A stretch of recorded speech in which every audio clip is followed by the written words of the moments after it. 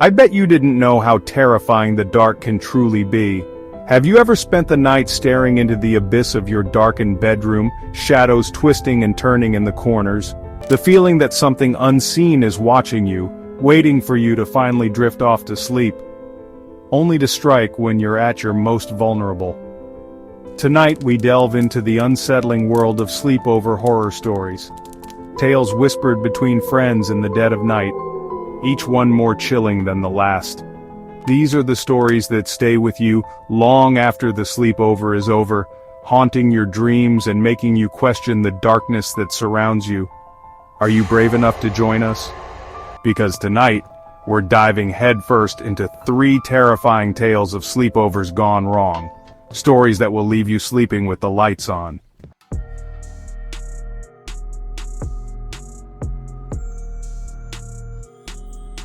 It was a sweltering summer night when I first met terror face to face. The air was thick with humidity, and even the crickets seemed to chirp with exhaustion. My best friend Mark and I were having a sleepover, something we did every other weekend. We were 10, invincible, or so we thought. Mark's parents had this old, creaky house on the outskirts of town. It was the kind of house that had stories, whispers of a past shrouded in mystery. We always joked about it being haunted, but deep down, a shiver of unease would always crawl up my spine whenever I stepped inside. That night, the house felt different, heavier somehow. We were camped out in the living room, surrounded by empty pizza boxes and comic books. A single lamp cast long, distorted shadows on the walls, and the silence was broken only by our hushed whispers and the occasional creak of the old house settling around us.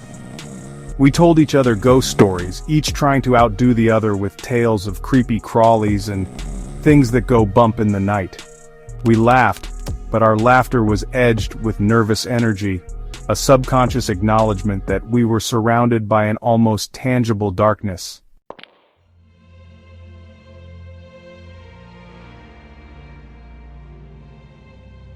Around midnight we decided to sneak down to the basement. Mark's older brother had warned us to stay out, claiming it was full of spiders and other creepy stuff. Naturally, this only made us more curious. Armed with a flashlight and a healthy dose of bravado, we crept down the creaky wooden stairs. The basement was dark and dusty, the air thick with the smell of mildew and something else, something vaguely metallic that made my stomach churn. Cobwebs clung to every surface, and the only light came from our single flickering flashlight beam. We moved cautiously, our eyes darting around, our imaginations running wild. It was then that I saw it. Wedged between a dusty old trunk and a pile of discarded furniture was a small wooden door. It was so old that the paint had chipped and faded, revealing the rough wood beneath. It looked like it hadn't been opened in decades. Curiosity, that double-edged sword, got the better of me. I pointed it out to Mark, my voice barely a whisper. He hesitated, his eyes wide with apprehension. But the allure of the unknown was too strong to resist. We both knew we shouldn't, but the call of adventure, the thrill of potentially uncovering a hidden secret, was too tempting to ignore.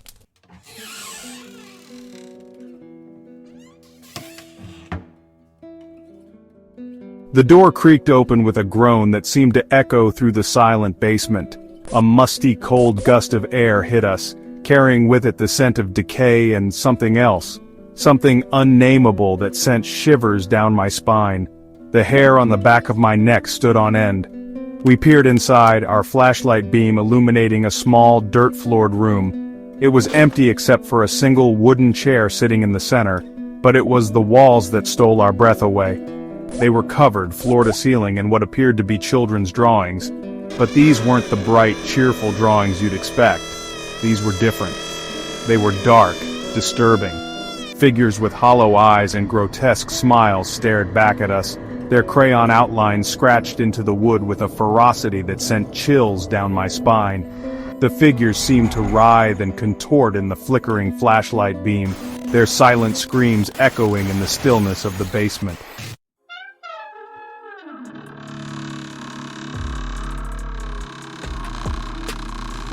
And then we heard it. A low whisper, barely audible at first, coming from the walls themselves. It was a chorus of voices, high-pitched and distorted, whispering our names. The sound sent a bolt of ice through my veins, freezing me in place. We shone our light on the walls, but there was nothing there.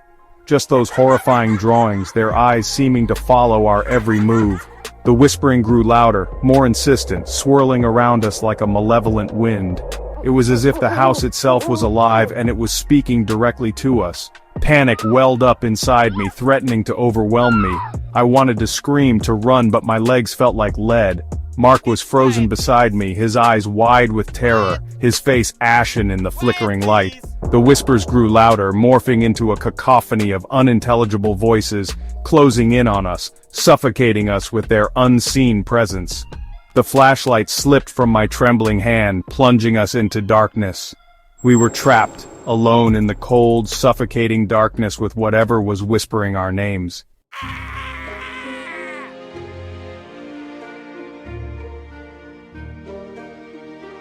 The sound of Mark's terrified gasp broke the spell that held me captive. Suddenly I could move again. Grabbing his arm, I dragged him towards the door, stumbling over unseen obstacles in the darkness. The whispers followed us, growing louder, more desperate, as if trying to prevent our escape. We scrambled through the doorway and slammed the door shut, the sound echoing through the silent basement. We didn't stop running until we reached the top of the stairs, our lungs burning, our hearts pounding against our ribs like trapped birds. We didn't even pause to close the basement door behind us. Back in the relative safety of the living room, bathed in the warm glow of the streetlights filtering through the window, we collapsed onto the floor, gasping for breath. The events in the basement played over and over in my mind, the horrifying images seared into my memory. Let's move to our second story, a sleepless night. We didn't sleep that night. We huddled together on the living room floor, too terrified to even speak. Every creak of the house, every rustle of leaves outside the window, sent shivers down our spines. The memory of the whispering voices, the disturbing drawings, the overwhelming sense of dread, clung to us like a shroud. With the first light of dawn, we packed up our things and called our parents, begging them to come get us. We never spoke about what we saw or heard in that basement, not to each other, not to our parents, and certainly not to Mark's older brother. But I knew deep down that the experience had changed us. It had stripped away our childhood innocence, replacing it with a chilling awareness of the darkness that lurks just beyond the veil of our everyday reality.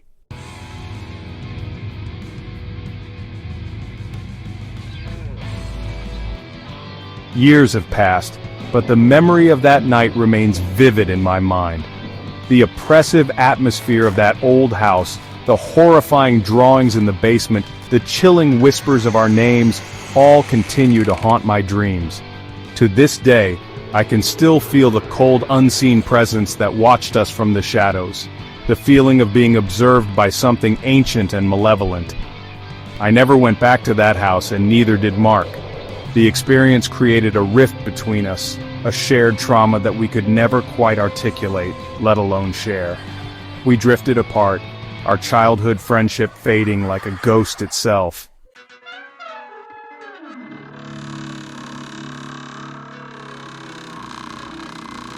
To this day, I still wonder about that basement, about the secrets hidden behind that old wooden door.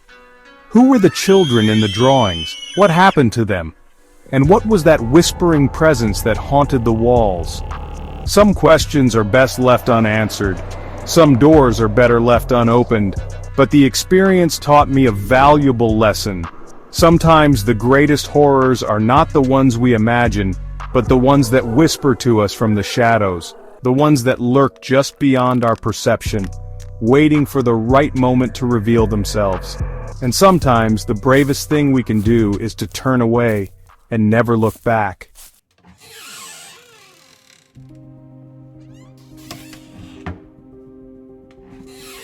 This happened a few years back. My friend Mark called me up, practically bouncing off the walls with excitement. He'd found this old, supposedly abandoned summer camp out by Crystal Lake. Yeah, I know, cliché, right? But that's what we thought at the time. Mark was convinced it'd be the perfect place for a weekend getaway, a last hurrah before school started up again. He managed to rope in a few others, Emily, the skeptic, always ready with a sarcastic quip, and Jessica, the timid one who wouldn't say no to a challenge. I was hesitant, I'll admit. Those woods always gave me the creeps, but something about Mark's enthusiasm, the promise of a good scare, drew me in. We arrived as the sun began to set, casting long, eerie shadows through the trees. The camp was straight out of a horror movie. Dilapidated cabins with peeling paint, a rusted swing set creaking in the wind, and an oppressive silence hanging heavy in the air. As we unloaded the car, a shiver ran down my spine. I tried to shake off the feeling, telling myself it was just the cool evening air, but deep down a primal instinct whispered a warning. This place held secrets, dark and unsettling secrets, and we were about to step right into the heart of them.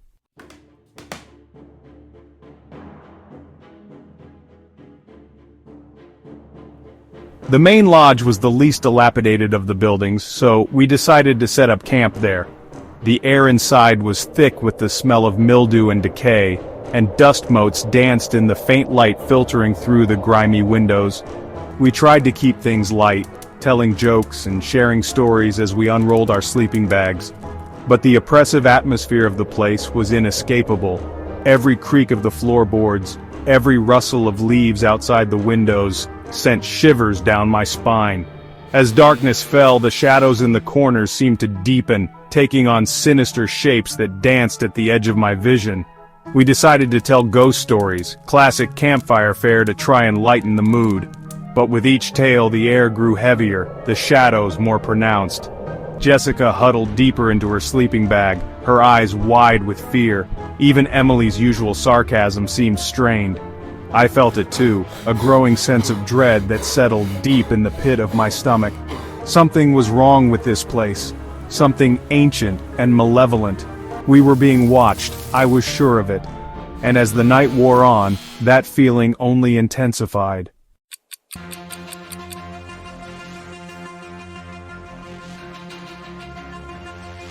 Hours crawled by, each one stretching into an eternity. The wind howled outside, rattling the windows and making the whole cabin groan.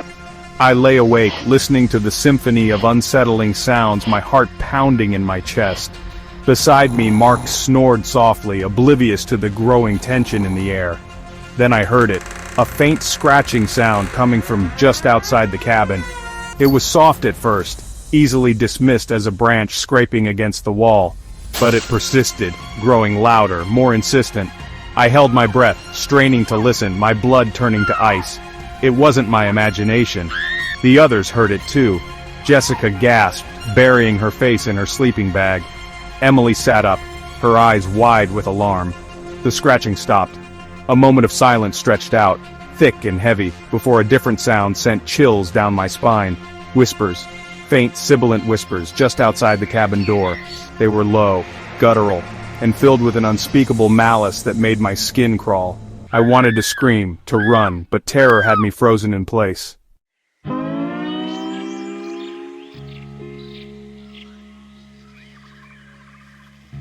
Let's move to our third story, a glimpse of horror. Are you terrified of what might be lurking in the dark?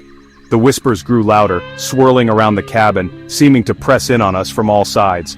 We huddled together, our eyes darting around the room, searching for the source of the voices, for any sign of what was out there. Suddenly the lantern flickered, casting grotesque shadows that danced across the walls. And then, I saw it. A face, peering in at us through the window. It was pale, gaunt, with eyes that burned with an unnatural intensity. Its lips were pulled back in a grotesque grin, revealing rows of jagged teeth. A scream escaped my lips, and the face vanished as quickly as it had appeared. Mark bolted upright, his eyes bleary with sleep. "What? What is it?" he stammered, looking around frantically. I pointed to the window, my hand shaking. "There! I saw something!" But when we looked again, there was nothing there. The wind howled outside, mocking our fear. Emily tried to laugh it off, but her voice was shaky. "It was just a branch, or an animal," she said, her gaze darting nervously around the room.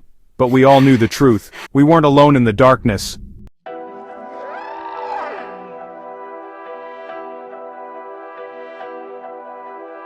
Panic seized us. We scrambled to our feet, desperate to escape the confines of the cabin, to get away from whatever lurked outside. But as I reached for the doorknob, a cold, unseen hand slammed the door shut. We were trapped. The whispers returned, louder this time, filled with a mocking laughter that sent chills down my spine. They seemed to be everywhere and nowhere at once, echoing around us, taunting us with our fear. Mark threw his weight against the door, but it wouldn't budge. It was as if something heavy and unseen was holding it shut. Despair clawed at the edges of my mind. We were trapped, with only the darkness and the terrifying whispers for company. We huddled together in the center of the room, our backs pressed against each other, our eyes darting around, searching for any sign of our tormentor, any way out of this nightmare.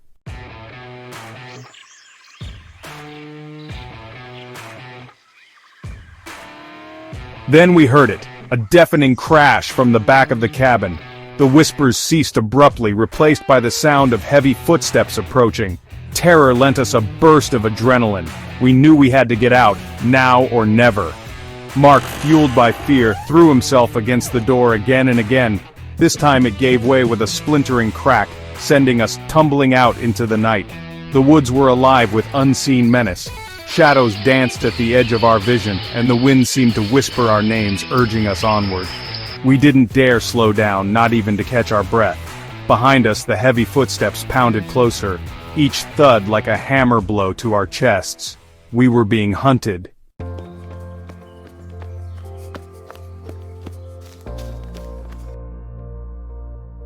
We ran for what felt like hours, our lungs burning, our legs screaming for respite. The trees whipped past in a blur, their branches reaching out like skeletal fingers, trying to snag us, to drag us back into the darkness. But we couldn't stop, not with the sound of our pursuer echoing behind us. Just when we thought we could run no further, a faint light pierced the darkness ahead. Hope surged through me, weak but insistent. We stumbled towards it, our pace faltering, our bodies nearing exhaustion. As we broke free of the tree line, we found ourselves blinking in the harsh glare of headlights. A truck was parked by the side of the road, its engine idling. A figure stepped out, silhouetted against the light. A shiver ran down my spine, but this time it wasn't fear, it was relief. We had escaped.